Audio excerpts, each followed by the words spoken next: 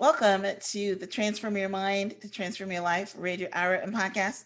I'm your host, Life Coach Renee Young, and sitting in the guest chair today is Merrily Orsini. Merrily is the president and CEO of Core Cubed. And today we're going to be talking on the topic of how healthcare at home can help dementia patients. Welcome, Merrily. Thank you, Rennie. Nice to be here with you today. Awesome. Yes, I am going to enjoy our conversation because I know a lot of our guests, our listeners, I should say, are having issues with our topic today, which is aging parents, dementia, and what they should do. Is in home care good? Is a nursing home good? And now I guess that we're in the climate or the atmosphere or the space, whichever word you want to use, of where maybe people are rethinking nursing homes. So it's a good time for us to give some options out there to help, aging parents and family members with whether in-home care is the better option other than, a group home. A nursing home. So this is basically going to be the focus of our conversation today. Merrily is an expert on this. So let me give you a little bit more information or background on Merrily. Merrily Orsini, as I said, is the president and CEO of Core Cubed. She is considered a thought leader in the healthcare at home industry and is involved in numerous organizations providing insight and advice. Merrily is a leader in the Help Choose Home initiative. She's a podcast creator and host, and she focuses on educating how and when to choose healthcare at home. Merrily won a Lifetime Achievement in Business Award in 2017 and the Stevie Award for Women in Business. Orsini's business ownership began with a geriatric care managed in home care agency, a venture that garnered her the prestigious Ernst& Young Entrepreneur of the Year Award in 1996. Now, I didn't get an Ernst& Young Entrepreneur of the Year Award, but I did get one in 1998 for my limousine business. So I know it's a very prestigious thing a very prestigious award to have. Entrepreneur of the Year. So congratulations on that. Congratulations on being in this space, Merrily, and being an expert in this field. So one of the first questions I always like to ask my guests is just so that me and the listening audience can understand your journey. So tell us your journey into your first geriatric care managed in-home care agency. Was it because you had a parent that needed help, or how did that come about?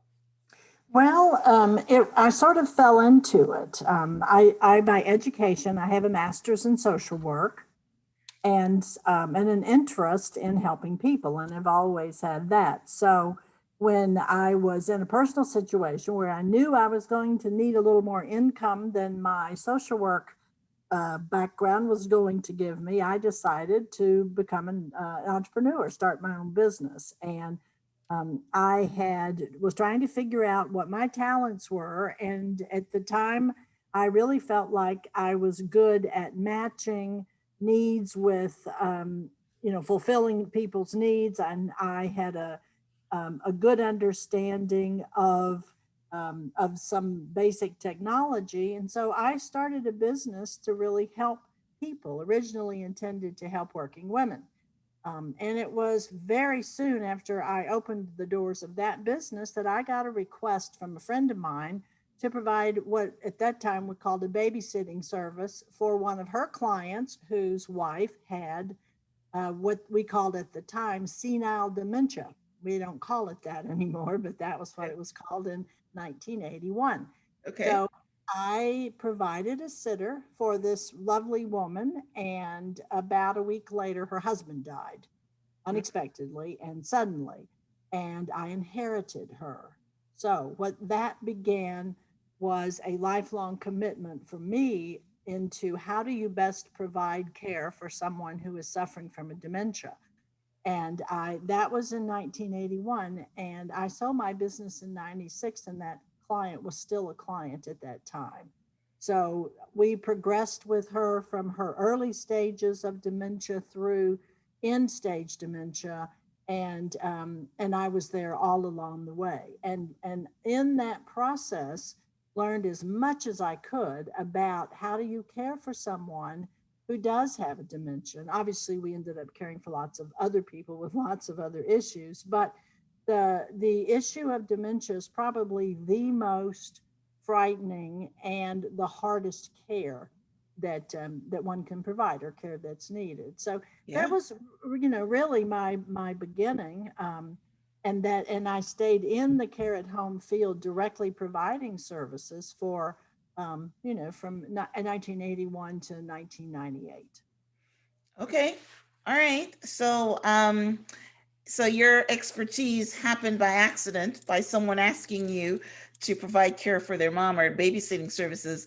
Yeah, I mean, I don't have any personal experience with dementia in my family, but there's a lot of movies out there that um address the subject, and I know what you're saying. It's an awful scary thing. Um yeah, in fact, the book that I'm reading, well, she didn't have dementia. She had I'm reading Malcolm X's book right now, and his mom was in a mental institution and she didn't know him, which is the same thing that happens with dementia patients. They don't know who they're talking to or have no recollection of them, but she was just mentally ill. But my point is, it is a very scary thing. And at one time, when I went into menopause, I personally started forgetting things, and I was very afraid of that. And my doctor said, "Oh, if you don't have it in your family, then chances are you're never going to get it." But I still didn't take his word for it. I'm very conscious of that, how you can, go down that path. So, so what kinds of services do you provide in the home healthcare space for dementia patients? And do you have other patients other than dementia patients? Right now, my business provides support to the industry, so I'm not in the direct provision of care anymore, and Okay. have not been since 1998. Okay. However, the I think but I continue to get the same questions, and honestly, I still have people from where my home care business was, which was Louisville, Kentucky. I Hmm. still have people calling me and asking for information or referrals, but the the thing about dementia is that it's not a one size fits all disease. And it also manifests itself differently in different people.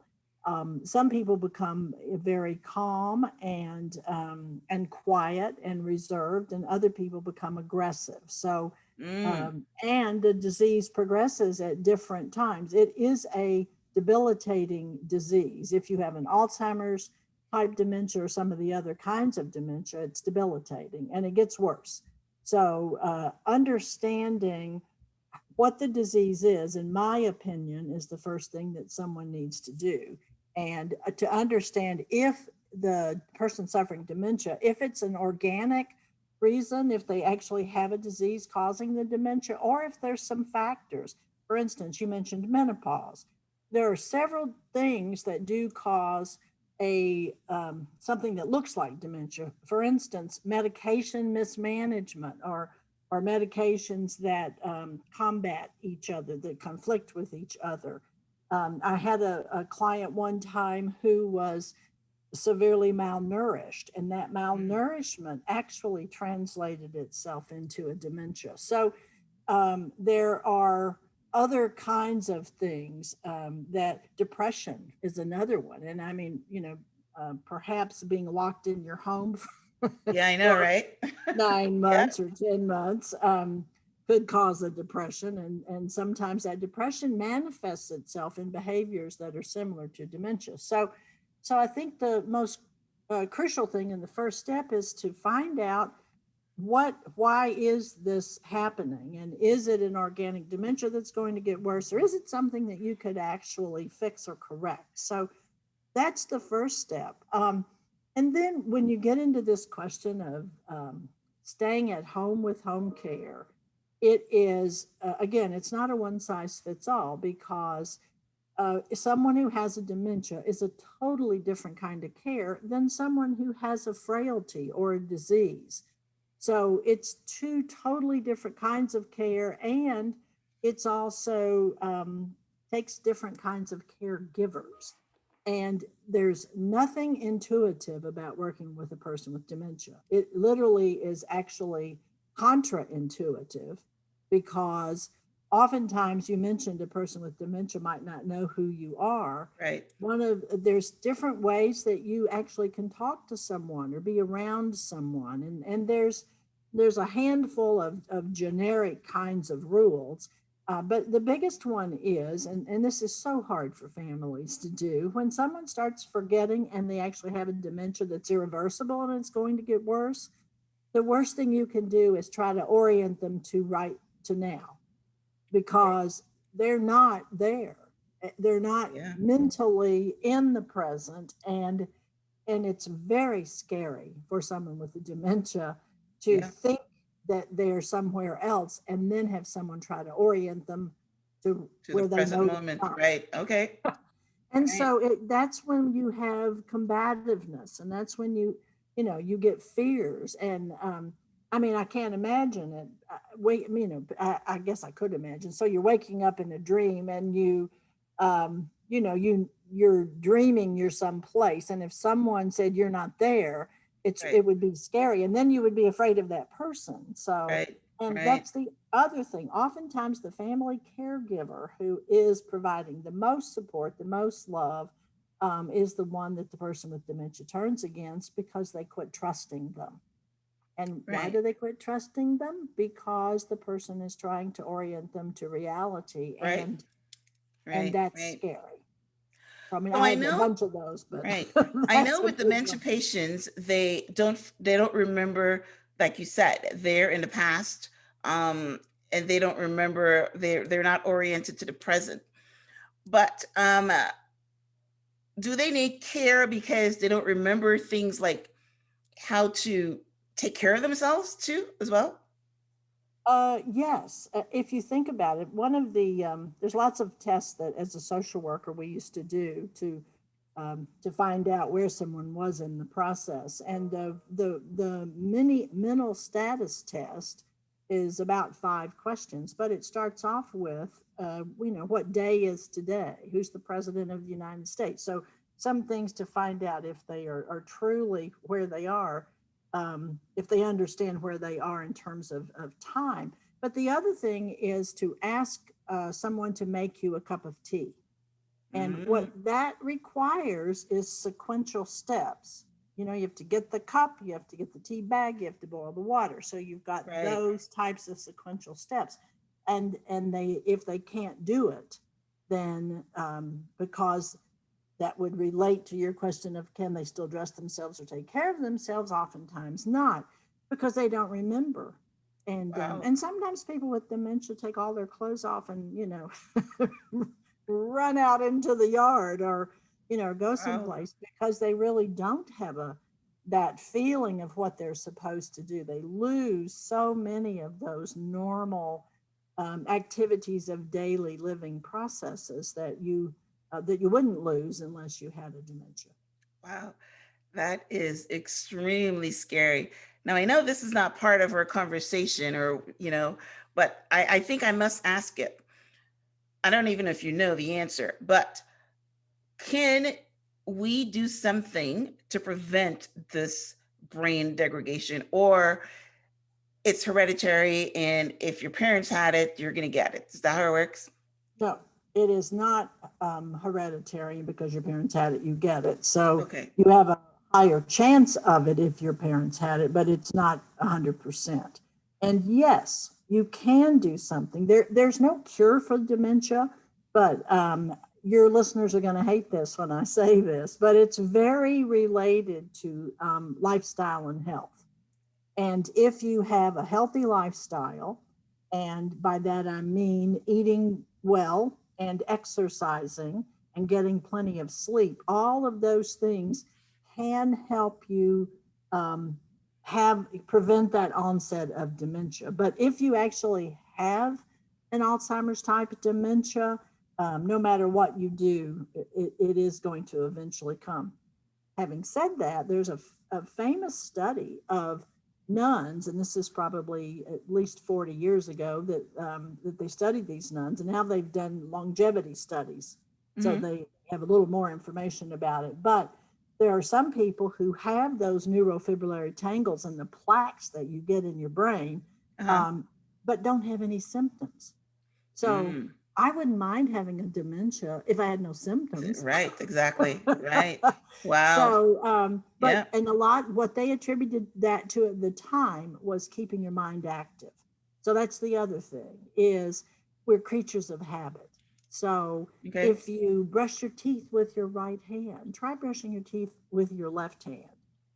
I mean, simple things like that. Yeah. If you know, however you normally do things, just try Yeah. doing things differently. And learning a foreign language, that's one of the most amazing things you can do because it uses parts, unless you are fluent in lots of languages anyway, it uses parts of your brain that you don't normally use. So Yeah. if you've done crossword puzzles your whole life and you think by continuing to do crossword puzzles, you're going to somehow keep dementia at bay. That's not true. You need to do something else. Something. Learn how to dance. You know, Yeah. do something that involves your body and your mind, and but is different than anything that you've ever done before. Yeah.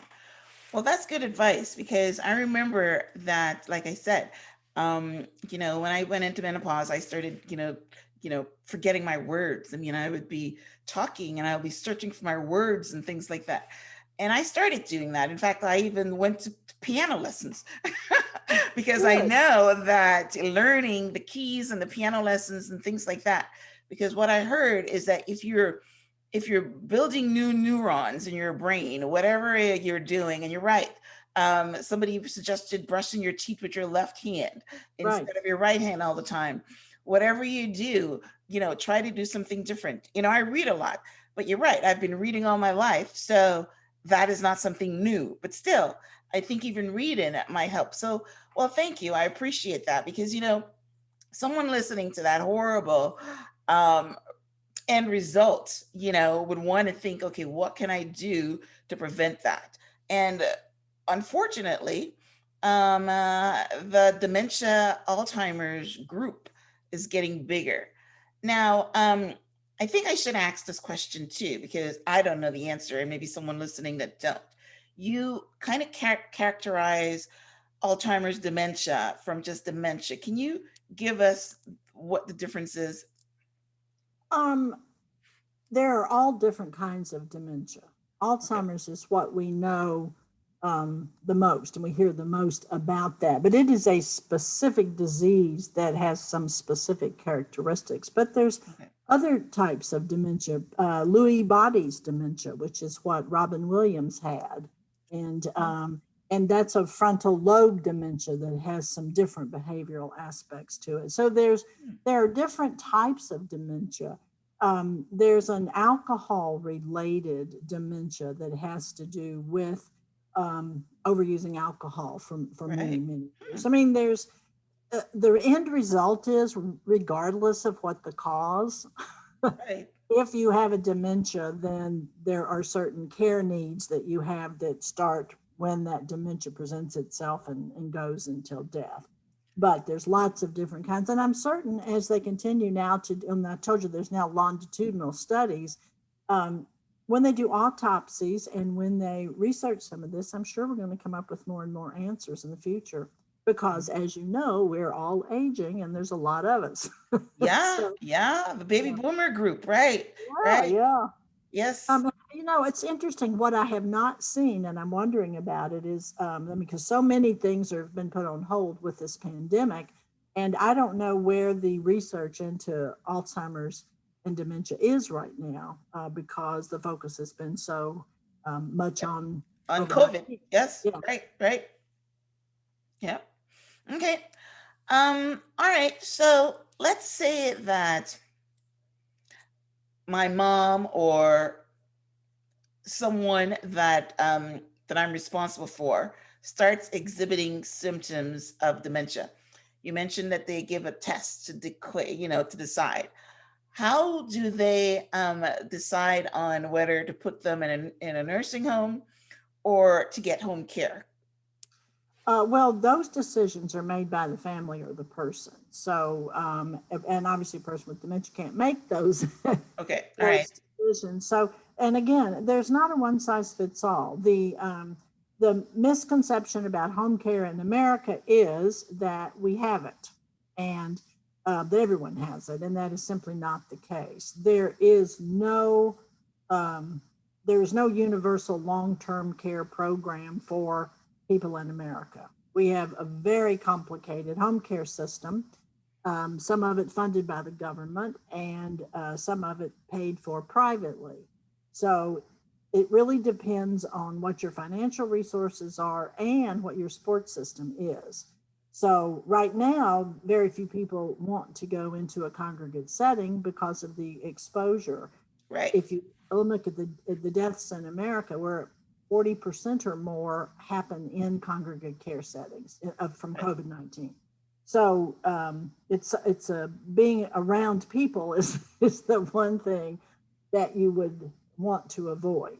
Right. So if you have a loved one with dementia, the first thing to do is go somewhere where you can get a real good screening. And I would recommend a geriatric evaluation and treatment program through a teaching university. So if you have access to that in your community, that's where I would start. Mm-hmm. And then I would work on then you're ruling out, is it a progressive disease or is it something that you could fix? So then the next step after you've done that, say you do have a progressive disease, is really to look at what's my time frame here, because a lot of people can stay at home with just a little bit of care as long as their dementia is not progressed to the point where they are endangering themselves. Right. So staying at home is probably the best place. People who have a dementia like familiar surroundings, and they also like a routine. Uh-huh. So people say, "Oh, I'm going to take mom out to dinner or whatever because she needs a change of scenery." If mom has a dementia, that might not be a good thing for mom. Right. So really, it's understanding what are the good things and what should you be doing. And again, routine, calm, and as long as the person is safe, there's lots of little things you can do. There's devices you can track someone. So to make certain that your mother's staying at home and not getting out at night and wandering around the neighborhood. So I mean, Wow. there are Wow. different types of devices that can help you monitor that, and those things are becoming more and more developed all the time. So Mm-hmm. but the question between staying at home or nursing home really comes down to cost and support. So if there's a big support system and a safe place where the person with dementia lives, you could probably stay at home longer. If someone needs to go to a facility because they're in danger, then I would highly recommend that you find a facility that understands Alzheimer's and actually works with it. Because people who have Alzheimer's oftentimes get their nights and days mixed up. They oftentimes, and even if they aren't mixed up, they don't sleep very much. Mm-hmm. And so they're going to need someone to cook for them. They're going to need someone to keep their clothing and the area around them clean. They're going to need someone basically to to look over them or to monitor them. And I mean, some people with an Alzheimer's disease can live for 15, 20 years with Alzheimer's. I mean, it is oftentimes a very long term disease, not something that you Wow. die from quickly. So it's not something that a neighborhood support system, for instance, might say, okay, we'll take this on because we love your mother, Right. because you don't mind doing that if someone's broken a hip or has something where they're going to get better. But if you're looking at Right. 15 or 20 years of life, you're going to make another another decision Wow. about it. Wow. But Wow. there are facilities that are specifically set up for people with the dementia. And some of the other behaviors, sorting is one of the behaviors that for some reason people with a dementia like to do. Um, and wandering is another thing. So having an area where the person can actually wander about Yeah. unrestricted is important. Yeah. Safely Yeah. unrestricted. I've heard about the wandering. I've seen the person take off their pants. Whether the movie, I think the most famous movie about dementia and Alzheimer's is The Notebook. So yeah, that is the father would, take off his pants and things like that, and in a restaurant. Oh, right, yes, wow, that is scary. Okay. I was going to say one other thing. Another thing that's pretty common with people with dementia is they always say, I want to go home. Please take me home. So if they're in a facility, it just kills the family because Right. they think their mother wants to go home to their home. But you know Right. what? Home in that mother's head might be the home, of her childhood. It could be the Right. home of her, her first home when she was married. I mean, there's Right. home is not so Right. so people who really get torn up about the fact they can't take their mom home. You Right. couldn't take your mom home even if you wanted to. Right. Wow. I'm like feeling the pain, and I don't even have to do it. You know what I mean? That is a very, very scary thing. All right. So let's say that home care is an option. Yes. Maybe it's not progressed as far. Maybe they're just forgetting something once in a while, but they can remember day and night. And, you know, I don't know, they could do minimal care. Um, and you just have to watch them about wandering kind of thing. Um, you know, how can someone track and keep their parents at home for as long as possible? I would recommend seeking the advice and assistance of an aging life care professional, also called a geriatric care manager. Again, there is nothing intuitive about dementia.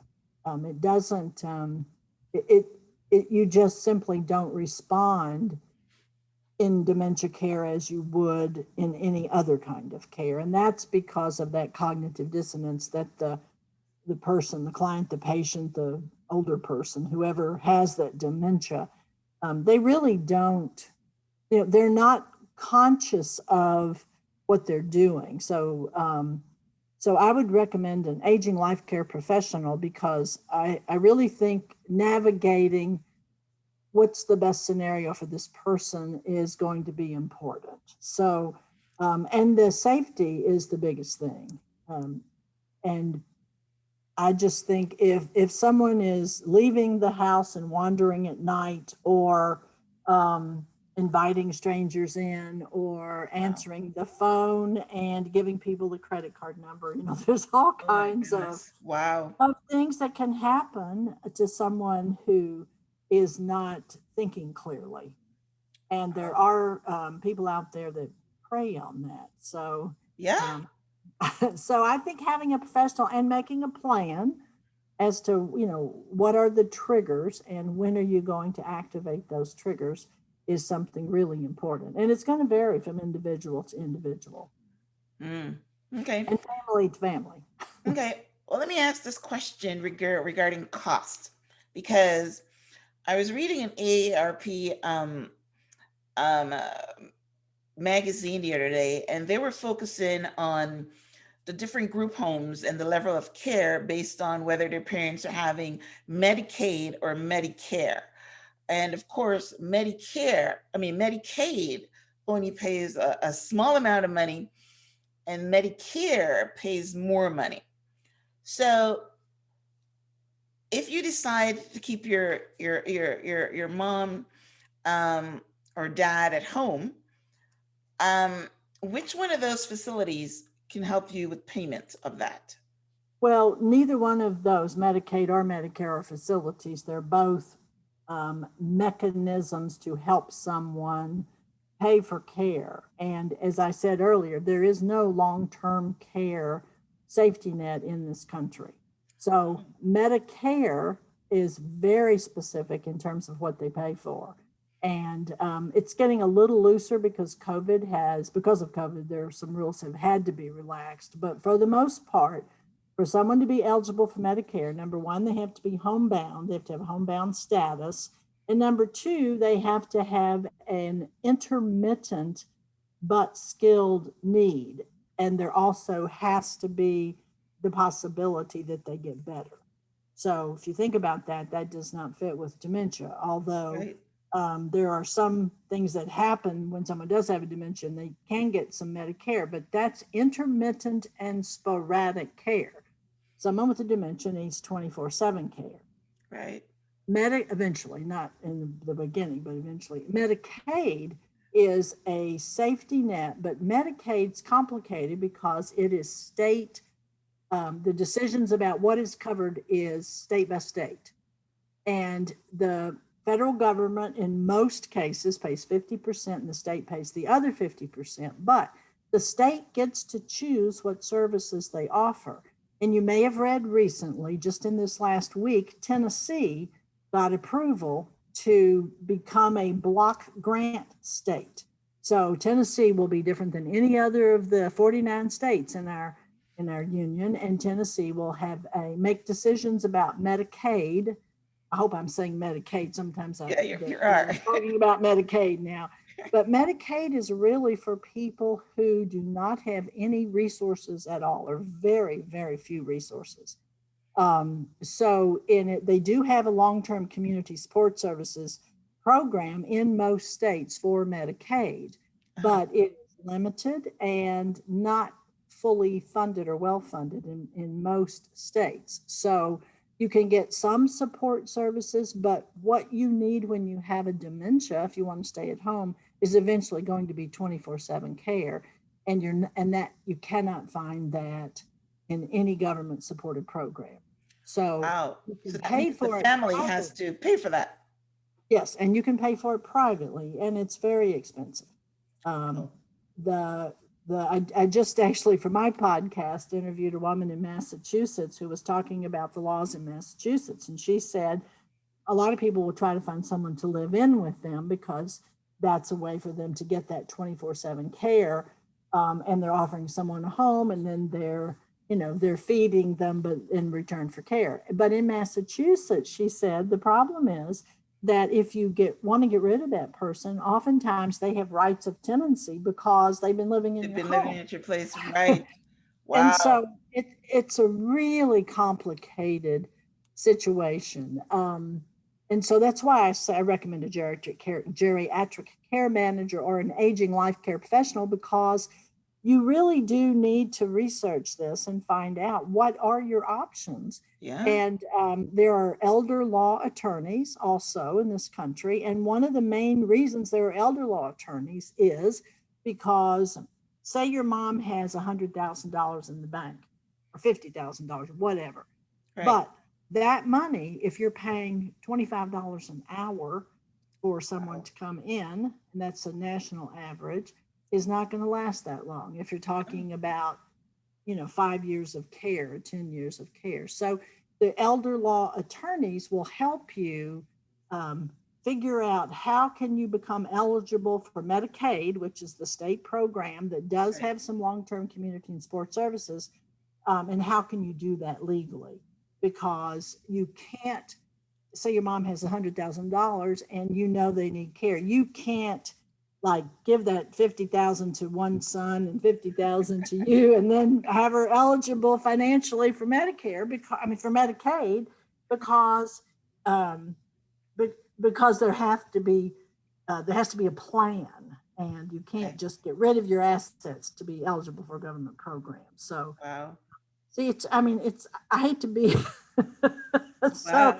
Well, complicated about this, but it's listen, really complicated. knowledge is important, and it's good to have the knowledge before you actually need it. So this is Yes. a great service that we're providing. We're opening up this conversation to something that a great percentage of those listening is going to be in contact with, whether it's their parents or somebody that they know. Yeah, our population is aging. I'm aging. And yeah, your mind is you need it. You absolutely need it. All right, so that was educational for me, and I'm pretty sure educational for those listening and watching us on YouTube. So tell us about you know uh, your podcast. You have a podcast that's called Help Choose Home. Yes. So tell us what you do there, and if it's how you're trying to help educate um, uh, you know people on choosing home, choosing nursing homes, and lawyers that would help them manage their I guess it's a gamut of everything that you have to talk about, right? Wow. It is, and actually, the reason I started the Help Choose Home podcast is that what I have found, and I've been this is my 40th year in the care at home industry this year, 2021. Mhm. What I find is people don't actually look for any of these answers or even information until they have a need. So someone has a care need, a family member, and then they start researching, what do I do? Right, right. So the Help Choose Home podcast is really just anyone that has information about educating people about how to help choose home. So it goes into how do you pay for it, because there are some, like veterans, for instance, someone who has served in wartime. There are some really nice programs for veterans that will pay for home care. Oh, that's Um, good. if you have served in these dates that they have certain that was considered wartime in the United States. And there are, I've told you about Medicaid, and each state is different. So finding out what the Medicaid programs are, researching if there's limited resources or the potential for limited resources, how are you going to deal with that? What can you keep? What do you have to get rid of? How do you spend down your resources? I've interviewed people from the industry too, in terms of what are the policies and procedures nationally that we need to work on to make this a better place for us to age, for the United States to be a better place for us to age. So, it's just a unlimited number of things that we can talk about in terms of providing care at home. Telehealth is one of the big ones recently, because with COVID, like we're Zooming today, we're not sitting next to each other, Right. talking. So the telehealth has actually been supported through this whole pandemic, because people can't go out. And so you can still see your medical professional and still avoid some rehospitalizations through telehealth. So I cover a wide range. This is my third season, and I cover a very wide range of information. And actually, we have a really good listenership. So we have a lot of unique downloads, and we're reaching people mostly in the United States, but some all over the world. So it's Well, yeah. I mean, dementia is not a U.S. born disease. I mean, I don't know what the statistics are about our country as far as with others, because you mentioned that lifestyle plays a big factor in developing it. And we know that, a lot of the countries that are, they concentrate more on a lifestyle and diet and things like that, that maybe helps their population not have the amount of um interest in that we have. But it's big here, and I'm actually very surprised that the aging population is not getting a lot more help from the government with Medicare and Medicaid. um yeah, not too many of us have all that money in the bank in order to pay $25 an hour for help for round the clock care for 10 years or more. I mean, that's a very small percentage of our population, I think. And certainly not in the African American population. So yeah, that's interesting to know. So again, I can see why your podcast would be popular, because you're talking to the people that are moving into that space, and you're also talking to the children of the people that are moving into that space. So yeah, it's pretty good. All right. So how can those listening and watching on YouTube connect with you? Tell us where they can find your podcast. I mean, everybody probably knows how to find your podcast, but do you offer any other services other than your interviewing guests on your podcast? Um, for people who are searching for care at home, no, but Okay. the National Association for Home Care and Hospice, which is one of the sponsors of my podcast, has very good resources. And you mentioned AARP. AARP has excellent resources as well. Okay. There's the Home Care Association of America, and there's also the National uh, Palliative Hospice and Palliative Care Organization. So there are three national organizations that service the industry, but also have a lot of information. I mentioned Aging Life Care Professionals. That's another place to go and get information. I have my own website, merrillyorsini.com. And then my business is Core Cubed. That's CORECUBED.com. And that is it's a business that supports the industry. And we do a lot of education for our customers in the industry, educating about care at home. So I'm active on social media, and my account has not been disabled. So people can find me. And I'm always, and I'm out there. I do a lot of work Oh, for let me interrupt. technology. Are you out there as your name, or as you out there as Help Choose Home? Both.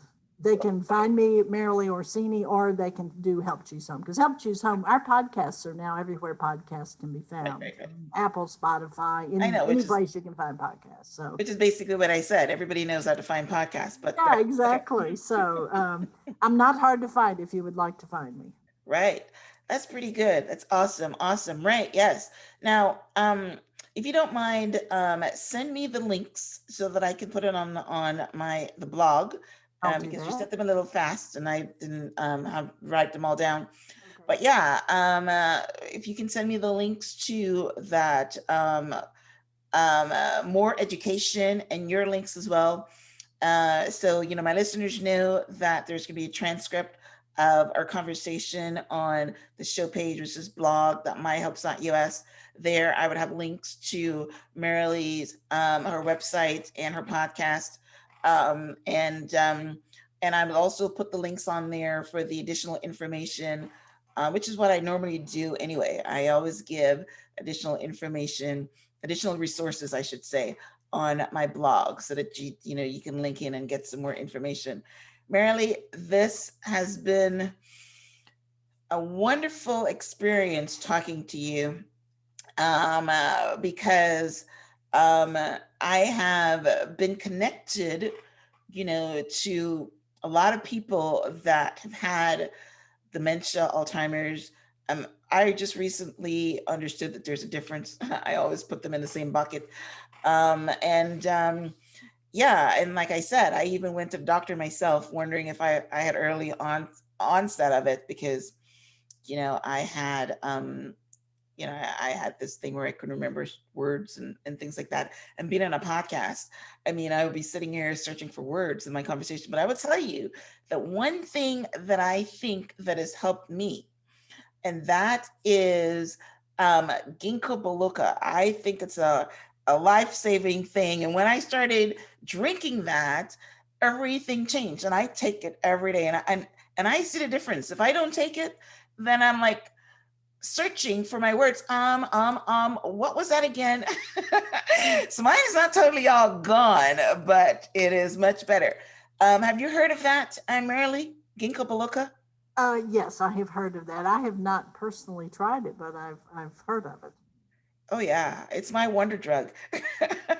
Good for you. I'm glad it works for you. And I noticed a big difference in me, and that's the only thing that I do. Like, yes, I did take piano lessons and whatever, but that's the only thing that I did to try to build some more synopsis. But yeah, so Merrily, thank you very much. I definitely appreciate you coming on my podcast and sharing your knowledge with my audience, and wishing you best of luck in growing your audience around the world. So that's great. So as we wrap up, I want to thank you guys all for tuning in. Definitely would like you to help me get my podcast around the world and reach a wider audience. And you can do that by rating and reviewing on iTunes or Spotify, and also subscribing so that you will get the new episodes.